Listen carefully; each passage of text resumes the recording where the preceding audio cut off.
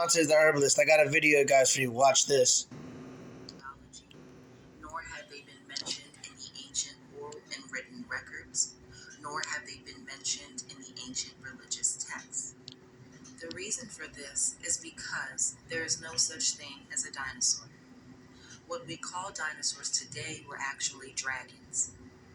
And most people are comfortable with the idea of dinosaurs roaming the earth, but are skeptical about the idea of dragons.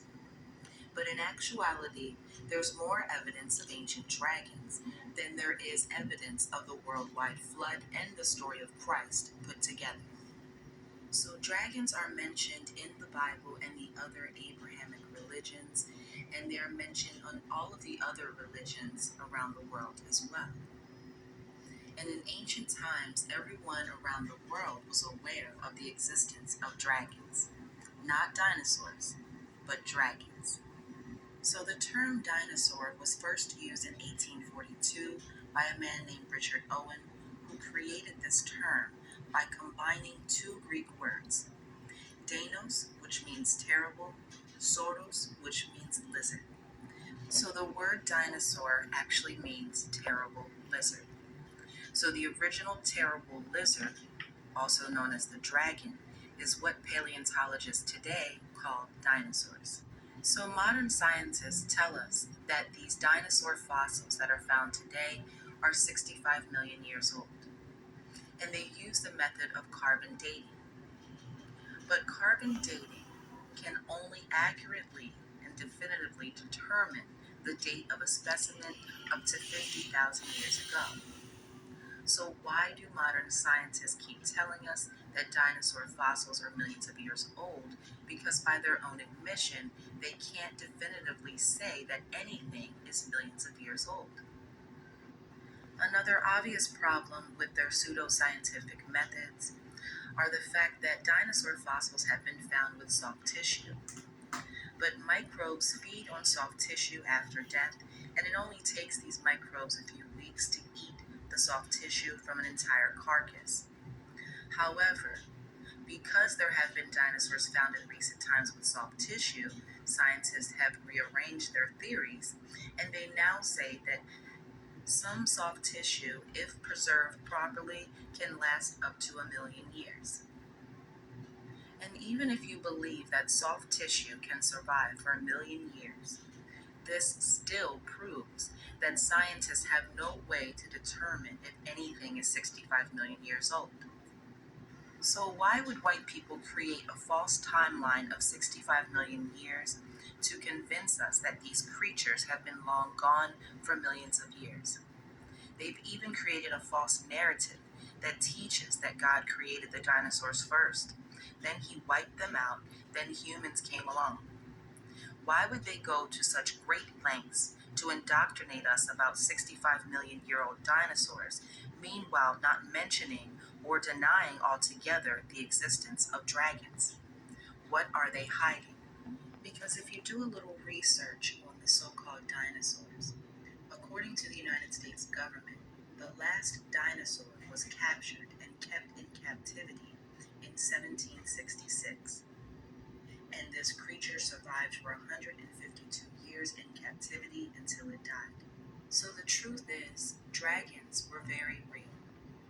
And the reason that white people have created this 65 million year old dinosaur narrative is to hide the fact that dragons were a huge part and played a very huge role in subjugating the white races of the world for thousands of years. And they definitely don't want you to know that the ancient black races used to feed their slaves and their captives of war to these dragons. Even the Moors of Europe had dragons.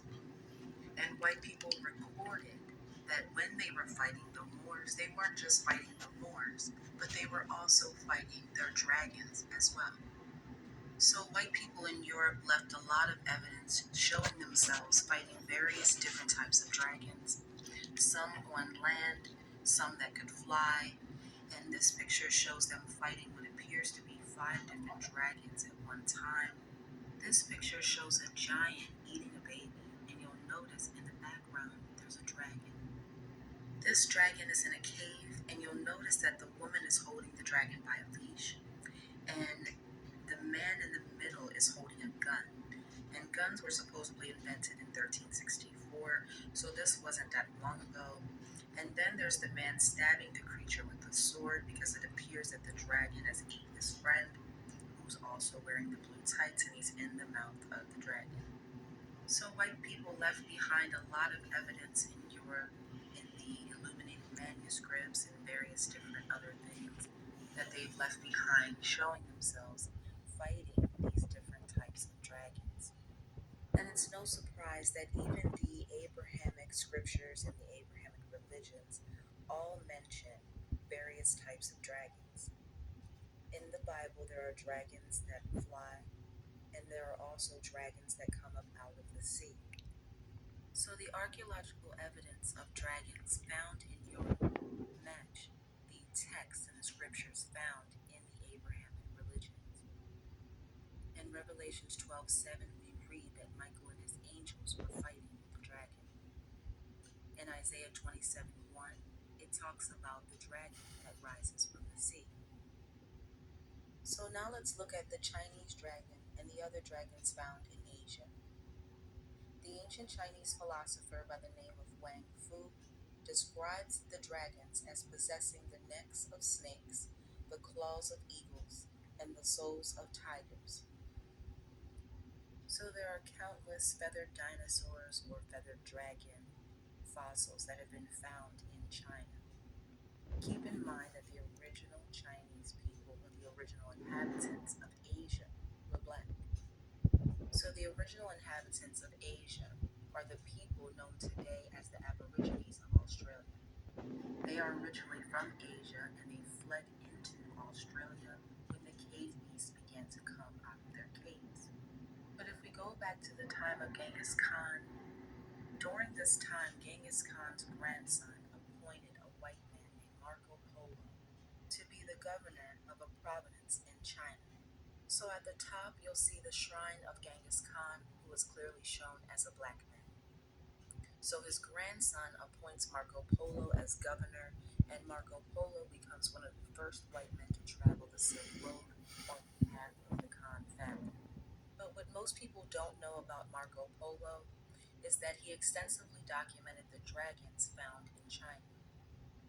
He documented huge serpents with two short legs, with three claws like a tiger, with large eyes and mouths large enough to swallow a man. He said that they had large teeth and that men and animals alike were terrified of these giant serpents. He even recorded the methods used by men to kill them. He said that in the day, because of the heat, the dragons would dwell in caves. And he talks about how they come out at night and they eat anything in their path. When they're done eating, they go to a lake or a river to drink water. And you can see Marco Polo's depiction of the dragons that he saw, or the large serpents. And he documented that the largest one that he's seen was 50 feet in length. Dragons are recorded by all nations in every language. This is a Vietnamese dragon, and this is a tomb painting in Korea, and this is a dragon artifact from India. And dragons are even mentioned in Russian folklore. And here's a Japanese dragon. And in Persian, we find 15th century accounts of Rostam and Umar, who slayed the dragons. And dragons are well documented in early Islamic manuscripts.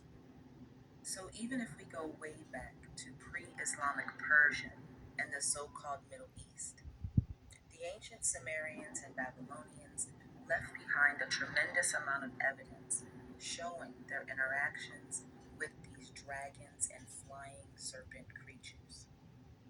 In fact, if you go back far enough, you'll even find evidence of serpent